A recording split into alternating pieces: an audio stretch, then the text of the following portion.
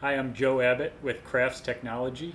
Here at Crafts, we make custom tooling out of super hard materials such as tungsten carbide, advanced ceramics, and polycrystalline diamond.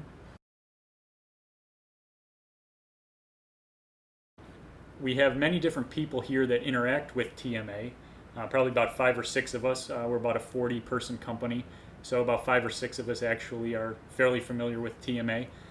Most popularly, we use it for networking, and that's kind of the main purpose why we join it. But for example, we've got people that participate in the young leaders groups, people that participate in HR peer group, sales and marketing peer group, plant manager peer group. So there's many different aspects of how crafts interacts with TMA. The plant tours when summertime and when they're appropriate.